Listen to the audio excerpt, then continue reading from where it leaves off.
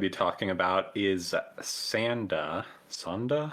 It's Sanda because it's a play Yeah, on the because word it's Santa. yeah. Yeah, this is a show. It takes place in Japan, I think. I'm pretty I mean, sure, it's and yeah, it's yeah. It's future Japan. where the birth rate is even lower, and like It's so weird because it's like, oh, it's a show about like a Santa man and all the art is Santa, and then you watch it and it's like yeah, dystopian Japan and future. it's like a commentary on because I guess every anime just has to do that now. It's like a commentary on the declining birth rate, or and like children have become Yeah. such a rarity that they're like protected like fucking shiny Pokemon, and they have all these institutions that they keep kids in, and kids are for some weird reason this is also like manifested in kids being like weirdly revered by Yeah, adults. it's literally legal for children to commit murder in this society. I mean, it's more so that like rather than being that specific, it's basically that children just don't get punished for crimes, like period. Yeah. And it's like, Yeah. and it's which is kind of crazy. Children are like the last people you want to be giving that to, but then again, adults do kill more than kids. So I mean, shit. Yeah. So the story takes place in a setting where Christmas has become less of a thing. I guess partially due to the fact that, or mostly due to the fact that Santa himself is not a thing. But little do the people know, Santa's in fact not a legend, and he's a real guy. And Shiori, this girl, is looking for Santa, and she finds out with her genius brain, wait, this guy's name is Sanda. Uh, I'll take a shot at it. Stabs him. It turns out that as soon as Santa wears red, he becomes Santa Claus. So, I don't what? understand like I don't know how she figured all this out, but she like knew about the Sanda family curse. But Yeah. yeah, it's like if they wear red and also they have to like it's like something to do with like wanting to protect a child or something. Yeah, she was like, "Oh, like you have like your natural instincts of like wanting to help people and like you're No, like, but specifically like there were like some conditions to like activate the curse for the first time or something. yeah, so she stabbed him and lucky that her hunch was correct, otherwise it would be over. Shiori's motivation is that she's trying to find this girl that is presumed dead, but she believes she's not. And Yeah. so they're trying to find her. And I guess like the first couple of episodes, the first like two or three are like I guess sort of about him. They're like investigating the whole thing, um, while also him like learning his powers.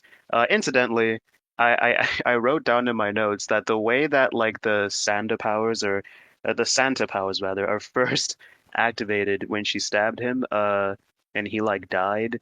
It was very reminiscent of at least to me of when Kaido punched the shit out of Luffy and then Luffy died and then he like resuscitated his own heart by going Gear 5. It very much reminded me of that. And I thought that was pretty cool. The animation in this, pretty good, I think. I like the art style.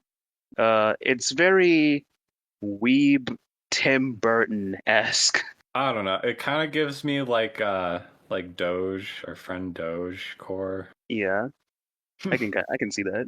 First thing I want to note about this show, hmm your friend Lydia, when we said we were watching Sanda, she said she looked up the description of it and was like, did like a Channer write this or something? And at the time I was like, what?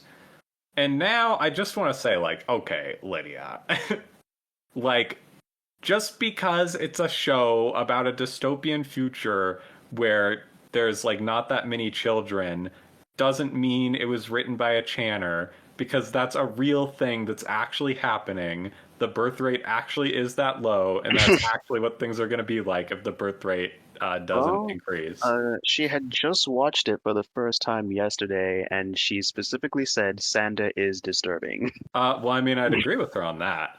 Yeah. But I'm just saying, it just like gets to a thing that mildly annoys me that like, for some reason, leftists I guess just because like conservatives, Oh, I mean, we kind of got into this a little bit with the well, Lazarus, yeah.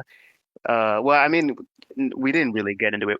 We briefly touched upon it off the podcast, where I was talking about the fact that because conservatives talk about this for a lot, leftists have developed like a weirdly reactionary position of not caring about furthering the existence of yeah. mankind for some fucking reason.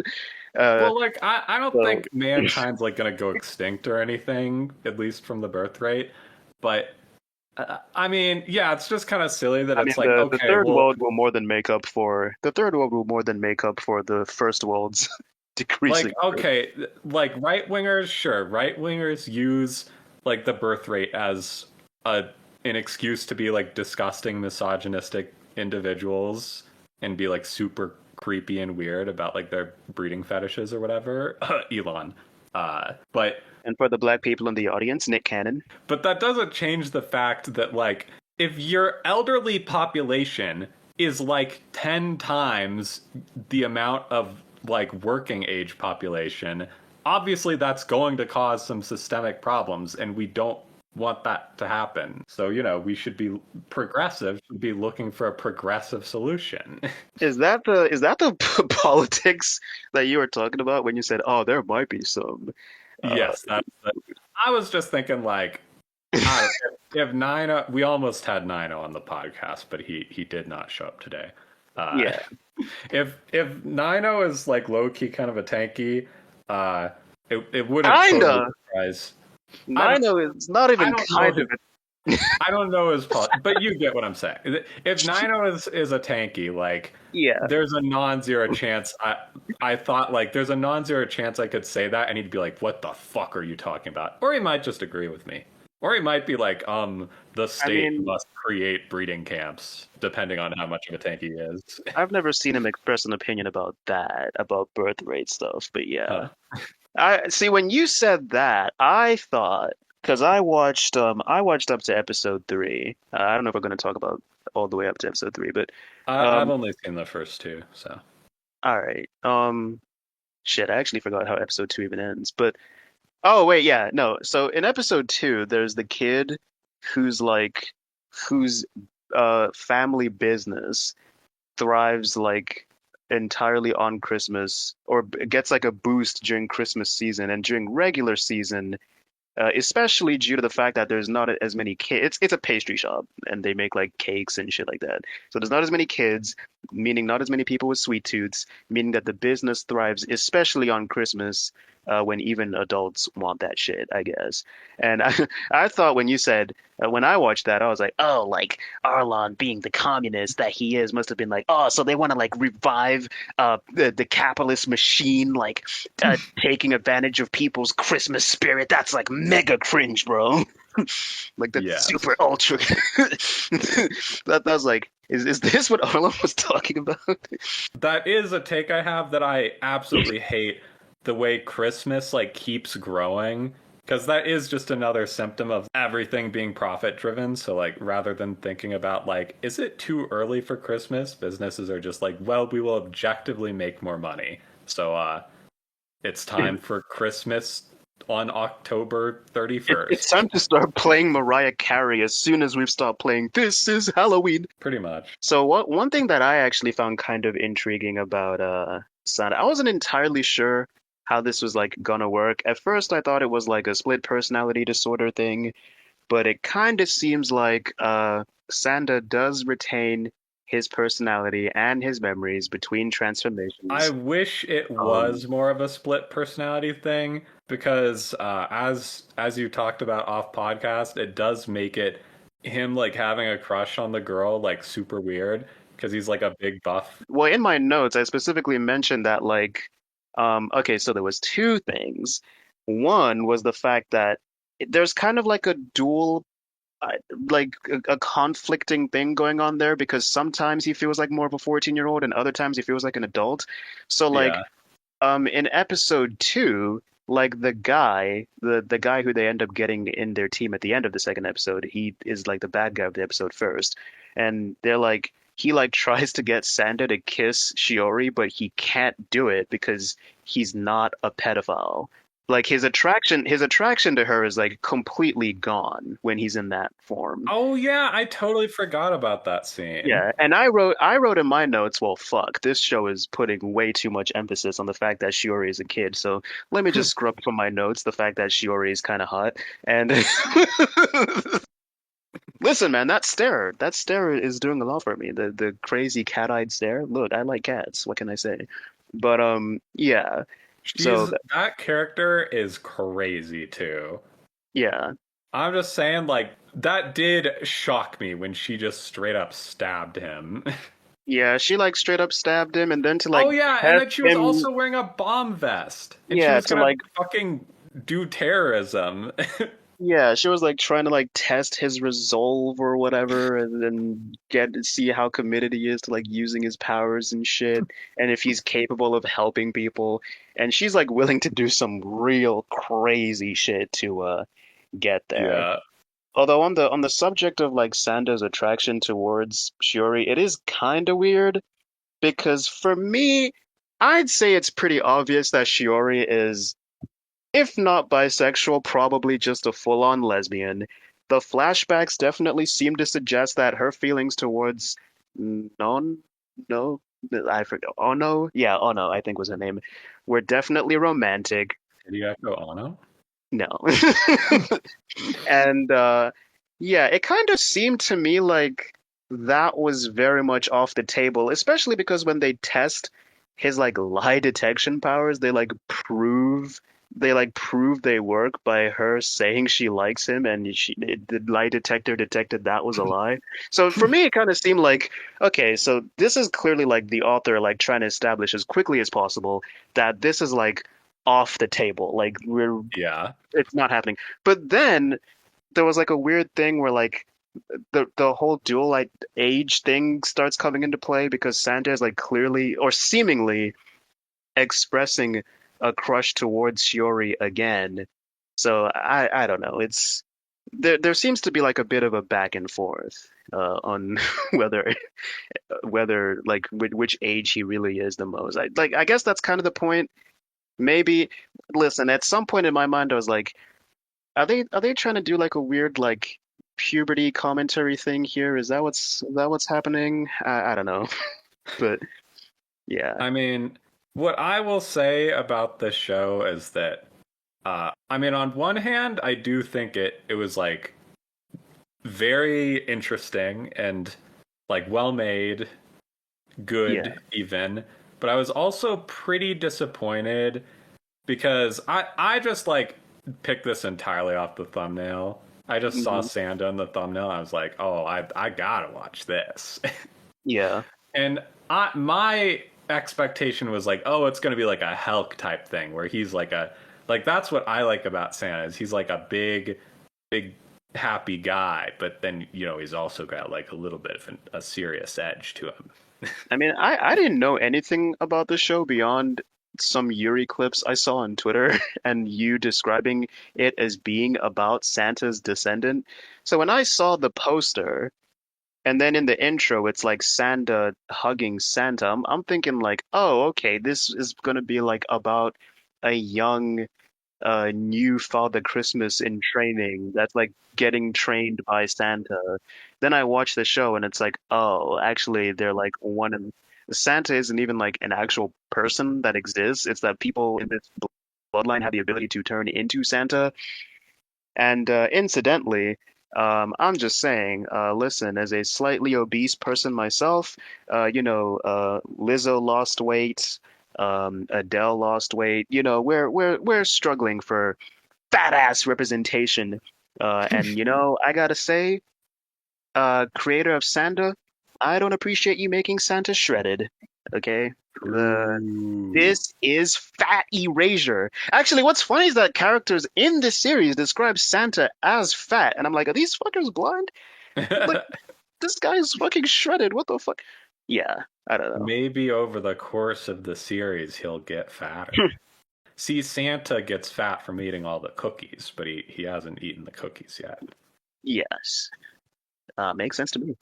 I mean, to Lydia's point about the show, I am in total agreement with her that it's very uncomfortable and a little bit creepy. Oh, you should watch episode 3 because that show introduces the Uh, main villain, and he is the creepiest character out of.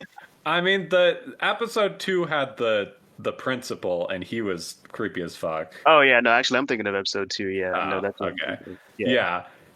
I mean, that's like what I appreciate about it though, is there is a sense of like real creativity there, I feel like specifically it feels like they really uh made an effort to engage with the whole like kid future birth rate thing. They got creative with it. The idea of a character that like I don't know. He's like such a perfect fit in this environment, being like a creepy old guy that's like had so much like surgery that his face can't move at all. And he like uses his cane to make expressions. he very much reminds me of Orochimaru. He's obsessed with youth, except the results that he's gotten are not quite as the outcome of his attempts at preserving his youth are not quite as great as I mean, he's a Orochimaru's were. lot creepier than Orochimaru though, because he's like weird and maybe a little bit pedophilic about it. He has old man hands. He's super obsessed with Oh like, my god, the old man hands are so freaky. yeah, he's very much obsessed with like protecting children to an almost disturbing degree. I mean, he's a foil to Sanda. Yeah. He's the perfect foil to And Sanda. I did like the way that Sanda beat him there. He's like, "Nah, you're still an old bastard. Let's test your memory real quick." And Would I watch more? It's not really like my cup of tea, but I am kind of interested to see more because it is just a very strange and creative and well-made show. yeah, I believe this was created by the same person who created what's the one with the wolf and the rabbit? Beastars? I think so. The woman that writes Beastars, I feel like she only does like furry stuff. I mean, I do believe that person also created what was the furry show this season? No shot. I feel like I saw. I don't believe that. I feel like it's too ugly to be. She's good at drawing fur. I was gonna get Oh into that no, when we get to that, Sanda but Sanda was created by the person who created Beastars. oh, And okay. they also have Huh. way more human stuff than they do furry stuff. Actually, that makes a lot of sense because Beastars also kind of creepy. So, Yeah. all right. Well, that kind of makes me more interested in this because I know it's a good author now. Yeah. Anyway, I mean, personally, like 7 out of 10, but that's just me. Next is May I Ask for One Final Thing? As you pointed out, there's not that much of a plot to this. Uh, but I mean, the reason the reason I made you watch it is I just really appreciated that. I mean, this is like a generic, like standard otome to start.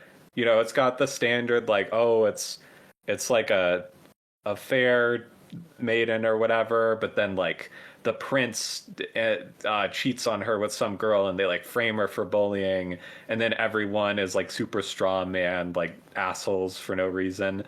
And what I love is that like in like any other otome,